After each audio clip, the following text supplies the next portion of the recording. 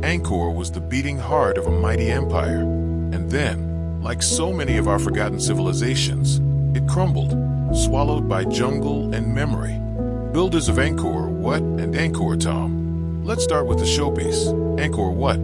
Built in the early 12th century by King Suryavarman II, Angkor Wat was originally a Hindu temple dedicated to Vishnu. It's the largest religious monument in the world, covering more than 400 acres. That's bigger than some small towns. And it wasn't just size, it was artistry. Every wall is carved with intricate bas-reliefs, battles, gods, dancers, even scenes from everyday life. Later, Angkor Wat became a Buddhist temple, and it still is today. Sunrise over Angkor Wat is one of the most famous sights in the world. Tourists line up at 5 a.m. just to see the towers glow gold against the morning sky. But Angkor Wat was just the jewel in the crown. The Khmer also built Angkor Thom, a massive city with a stone wall, wide gates, and the famous Bayon Temple at its center. Bayon is covered with giant smiling faces, serene, mysterious, almost playful. It's like the whole temple is watching you grinning. At its height, the Khmer capital wasn't just temples and palaces. It was one of the largest cities in the world, with hundreds of thousands of people, markets, roads, and canals. Imagine the noise, the smells, the energy, monks chanting, elephants stomping, traders shouting about the price of rice, masters of water. What really made the Khmer stand out wasn't just their stone temples, but their waterworks. The empire was built in a region with monsoons, heavy rains in some months, bone-dry heat in others. To survive and thrive, the Khmer became masters of hydraulic engineering. They dug enormous reservoirs called barrages, built canals, and managed rivers with precision. These waterworks kept rice fields fertile, fed the growing population, and made Angkor a superpower. It wasn't just practical.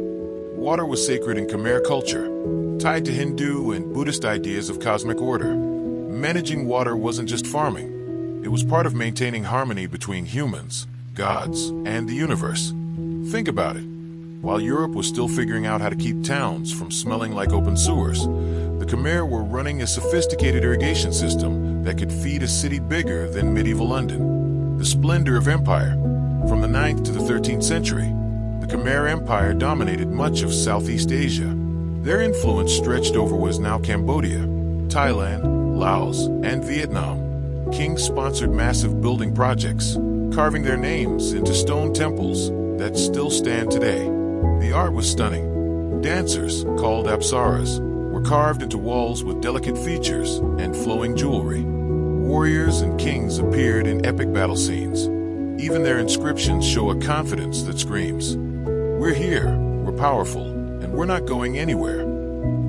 And for centuries, they were right.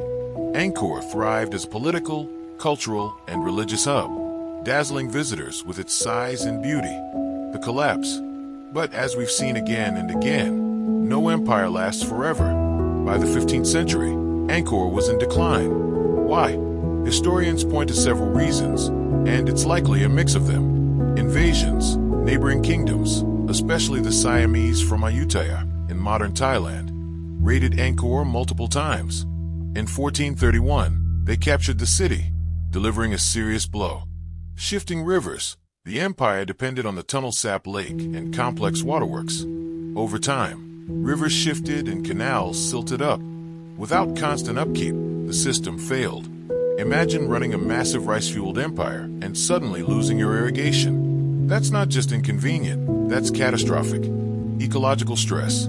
Studies suggest deforestation and over-farming may have damaged the environment. The Khmer expanded so much that they strained their land, leaving it vulnerable to droughts and floods. Internal struggles, power struggles, religious shifts from Hinduism to Buddhism, and economic changes all added to the pressure. It wasn't one thing. It was many. Like pulling bricks from a tower, eventually the whole structure collapsed. Forgotten and rediscovered. After Angkor's decline, Cambodia's political center shifted south. The jungle slowly crept in, covering temples with roots and vines. Locals never completely forgot Angkor. Buddhist monks still visited, but to the outside world, it disappeared. For centuries, Angkor was a whispered legend. Then, in the 19th century,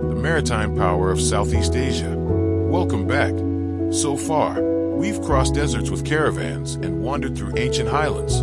Tonight, let's board a ship and drift into the warm seas of Indonesia, where once upon a time an empire ruled not by land, but by water. This was the Srivijaya Empire, a kingdom that didn't need massive walls or endless farmland to thrive. Instead, it controlled the ocean highways of Southeast Asia.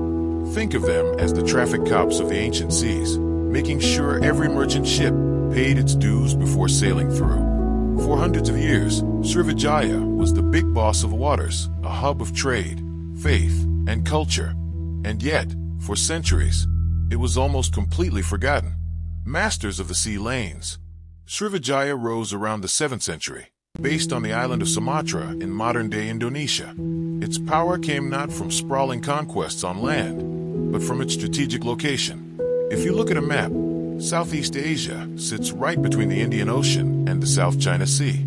Every ship sailing from India to China, or vice versa, had to pass through narrow straits.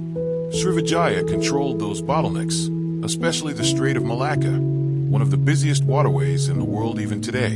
In other words, if you wanted to move spices, silk, or porcelain across Asia, you had to go through Srivijaya, and of course, pay taxes or tribute. The empire made its fortune by being the toll booth of the seas, a Buddhist beacon. But Srivijaya wasn't just about trade and taxes. It was also a center of Buddhist learning and culture. Chinese pilgrims traveling to India often stopped in Srivijaya to study Buddhism before continuing their journey. The kingdom became famous for its monasteries, libraries, and scholars. Imagine monks debating philosophy while the smell of spices and incense floated in from the busy port nearby.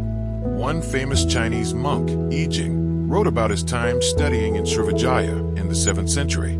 He praised the kingdom as a place where thousands of monks practiced diligently and where foreign students could learn Sanskrit and Buddhist texts. For a while, Srivijaya wasn't just a pit stop on the way to India.